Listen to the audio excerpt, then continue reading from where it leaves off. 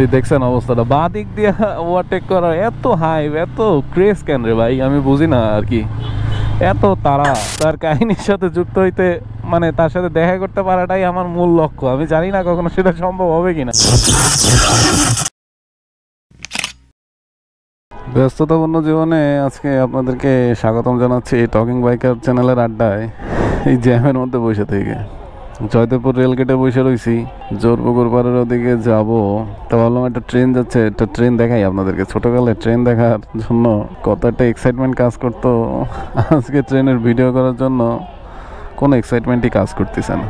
তারপরও করতেছি, দেখি যদি ইউটিউবে ভিডিও আপলোড করার সময় বা এডিট করার সময় কোনো একটা ভালো শর্টস মানে সিন উপহার দিতে পারি। তাই দিন দিন স্ট্রেট কথা বলা শিখতেছি আস্তে আস্তে। কয়দিন ধরে রাখতে পারি জানি না, বিয়ে শাদী করেছি তো বুঝতেই পারতেছেন। যাই হোক, আজকে একটা আলাদা টপিক নিয়ে কথা বলবো। ট্রেনটা যাক, ট্রেনটা গেলে পর আজকে আড্ডাটা চালু করবো। সামনের পালসারটা দেখছেন, এটা তো সুইচ কেন এই জায়গায় ডাইন সাইডে? এগুলোতে কি মানে হর্ন টর্ন দেয় মনে হয় নাকি?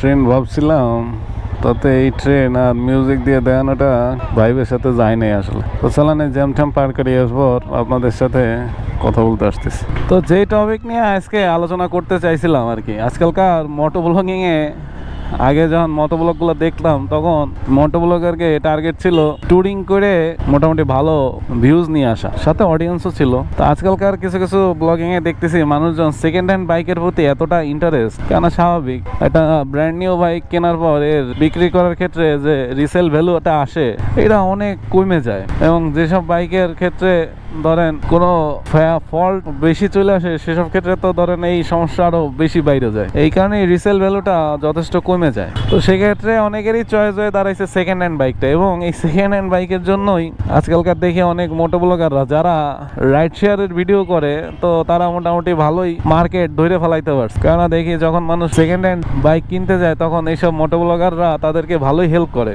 এবং এইসব ভিডিও মোটামুটি ভালোই ভিউজ পায় আর কি। এখন একটা বাইক সেকেন্ড হ্যান্ড কিনতে গেলে অনেকগুলো ফ্যাক্টর সাথে নিয়ে আসা লাগে, কারণ একটা সেকেন্ড হ্যান্ড বাইক কিনতে গেলে আসলে এক্সপার্টের কনসার্ন ছাড়া কেনা খুবই টাফ। কেননা বর্তমান ঢাকা শহরে এতগুলা সেকেন্ড হ্যান্ড বাইকের শোরুম যে মানে বলে শেষ করা যাবে না, এতগুলো সেকেন্ড হ্যান্ড বাইকের দোকান ঢাকা শহরে রয়েছে। এবং আমাদের টপ ক্লাস মোটো ব্লগাররা তো এমনভাবে প্রমোট করে এক একটা সেকেন্ড হ্যান্ড বাইকের শোরুম রে, যে সেটা এক একজন এক একটা কোম্পানিরে ভালোই প্রমোট করে বেড়াচ্ছে। তবে সেকেন্ড হ্যান্ড বাইকের ক্ষেত্রে প্রথম যে শোরুমটা মোটামুটি ভালো মার্কেট পাইছিল সেটা হলো সাওয়ারি, আমার যতটুকু মনে হয় এজ এ বিগিনার পার্সপেক্টিভ হিসেবে। কেননা আমাদের টপ ক্লাস মোটো ব্লগাররা সাওয়ারি থেকে যেভাবে বাইক কেনে আর সেল করে, তাতে ঢাকা শহরে থাকলে এই একটা টার্গেট নেওয়া যাইতো। কেননা আপনি যখন একটা বাইক সেকেন্ড হ্যান্ড কিনবেন, ওই সেকেন্ড হ্যান্ড বাইকের রিসেল ভ্যালু মোটামুটি ভালোই থাকে একটা নতুন বাইক কেনার চাইতে। কিন্তু এজ এ প্যাশনেট বাইকার হিসেবে আমি কিছু ইন্ডিয়ান মোটো ব্লগারদের ফলো করতাম, যারা দেখতাম যে তাদের ক্যারিয়ারের শুরু বাইকটা কখনো সেল করে না। বাংলাদেশের ক্ষেত্রেও আমি এরকম একজন দুজনের দেখেই শুরু করছিলাম মোটো ব্লগিংটা।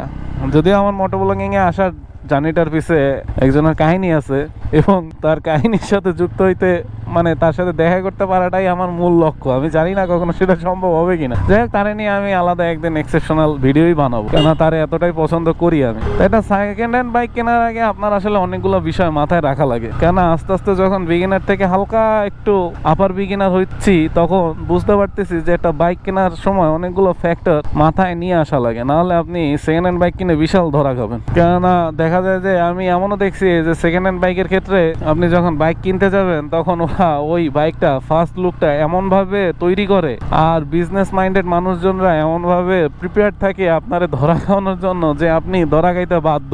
এইখানে কেউই আপনারে বাঁচাইতে চাইবে না। তো সেক্ষেত্রে একটা সেকেন্ড হ্যান্ড বাইক কেনার আগে আপনার ফার্স্ট যে জিনিসটা মাথায় আনা লাগে সেটা হলো, একটা জিনিস মাথায় রাখবেন সবসময়, যে বাইকের ক্ষেত্রে তার ইঞ্জিনটাই হলো তার হার্ট। এটা সব ক্ষেত্রেই, যে কোনো মেশিনের ক্ষেত্রেই। তো এই ইঞ্জিনের সাউন্ডের উপরে আপনার বুঝতে হবে যে এই বাইকটা আসলে কিরকম, আমার যেটা মনে হয় আর কি। কেননা আপনি যখন ইঞ্জিনটা স্টার্ট দিবেন, ওর সাউন্ডটাই আপনার কানে প্রথম লাগবে। কারণ একটা ফ্রেশ বাইক যেভাবে আপনারে স্মুথলি একটা ভাইব দিবে, একটা সেকেন্ড হ্যান্ড বাইক কখনো সেরকম ভাইব দিবে না, বুঝতে পারছেন? সেক্ষেত্রে আপনার খুব কনসিয়াস ভাবে সেই বাইকের ইঞ্জিনটা ভালোভাবে পর্যবেক্ষণ করে এরপর সামনে আগাইতে হইবে, আর না হলে ধরা খাওয়া অনিবার্য। কেননা আমি যেই কয়টা মোটো ব্লগাররা এই যে সেকেন্ড হ্যান্ড বাইক কেনা নিয়ে ভিডিও বানাইছে তাদের ক্ষেত্রেই দেখছি তারা ইঞ্জিন স্টার্ট দেওয়ার পর তাদের মাইকে যেভাবে সাউন্ড শোনা যায় তাতে আমার নিজেরই অবাক লাগে। আরে ভাই, এই বাইকগুলা এত ইউজড অবস্থায় আসছে আর এত মানে নির্যাতন করে চালানো হয়েছে যে এই বাইকগুলারে নিয়ে আসলে বলার কিছুই নাই। তো সেক্ষেত্রে আপনি যদি একা বাইক কিনতে যান, আপনার জন্য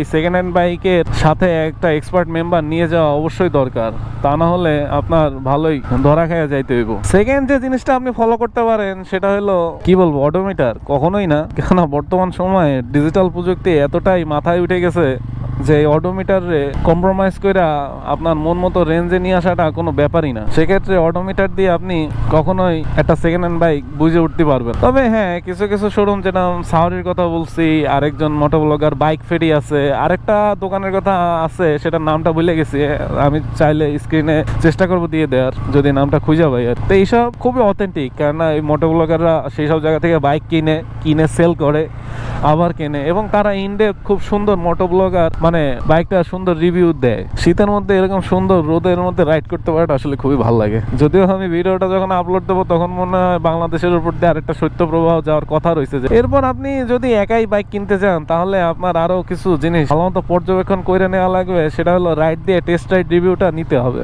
আর কখনোই দোকানের খপ্পরে পড়া যাবে না ভাই, কেননা দোকানদারিদের খপ্পরে পড়লে ওরা এমনভাবে ব্রেন ওয়াশ করে দেবে আপনি ধরা খাইতে বাধ্য হয়ে যাবেন। কেননা আপনি আরেকটা জিনিস দেখতে পারেন যে টায়ারের বিটগুলোর কি অবস্থা। যদি একদম ফার্স্ট ইউজার হিসেবে দেখতে চান তাহলে টায়ারের বিট সম্পর্কে অনেকগুলো ভিডিও আছে, যে এটা আপনি বুঝতে পারবেন যে এই গাড়ি কতদিন চালানো হয়েছে। সেখান থেকে আপনি একটা সুন্দর আইডিয়া পেয়ে যাবেন। তো মোটোব্লগিং সেক্টরে অনেকগুলা ক্যাটাগরি বেস করেই মানুষজন আগাচ্ছে।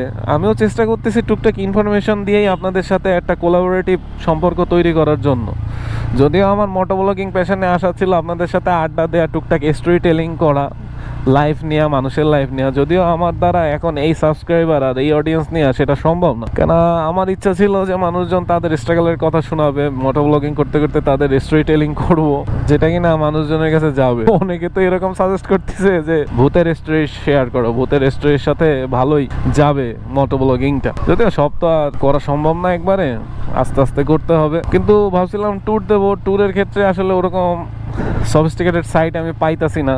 আরো একটু বিগিনার রাইডার হিসেবে ট্যুরে যাওয়ার জন্য আরো দক্ষতা নিয়ে যাওয়া লাগবে। এই দেখছেন অবস্থাটা, বাঁ দিক দিয়ে ওভারটেক করা, এত হাইপ, এত ক্রেজ কেন রে ভাই, আমি বুঝি না আর কি, এত তারা। আর বাঁ দিক দিয়ে যাওয়ার সময় মানুষ তো একটু হর্ন টর্ন দেয় নাকি, না আমি কেমনে বুঝবো, আমি কি ফেরেস্তা নাকি? আরো একটা মজার জিনিস কি জানেন, মোটোব্লগিং করতে গেলে আপনার মানুষ হুটহাট ফায়ার হয়ে যাবে। আপনি যতই নর্মাল রাইড করেন না কেন, আপনার সাথে যখন একটা ক্যামেরা আছে, আরে বাবা, আপনারে দেখলে মানুষজন এতটা ফায়ার হয়ে যাবে যে আপনি বুঝতেই পারবেন। তো রিসেন্টলি এই সব জিনিসগুলো চোখের সামনে আসতেছিল দেখি আপনাদের সাথে একটু কথা বলতে আসছি। আমি ভাবতেছি সেকেন্ড হ্যান্ডের দিকে যাবো কিনা। ঢাকায় গেলে সাওয়ারি থেকে একটু বাইক নেওয়া যাইতে পারে, কেননা তারা হয়তো ভালো প্রাইস দিবে আমার যতটা মনে হয় আর কি। আর যখন একটা সেকেন্ড হ্যান্ড বাইক কিনবো তখন আমি ওটার রিসেল ভ্যালু ভালোই পাবো, এবং সেক্ষেত্রে আমি ওইটা দিয়ে সুন্দর ভিডিও কন্টেন্ট তৈরি করতে পারবো। কারণ নতুন নতুন বাইক আসলে নতুন নতুন ভিডিও ওটার বেসিসে তৈরি করতে পারলে আপনারা যারা নতুন বাইক কিনতে চাচ্ছেন এবং স্পেসিফিক ওই বাইকটাই কিনতে চাচ্ছেন, তখন আপনাদের জন্য একটা ভালো সুবিধা হয়ে দাঁড়াবে আর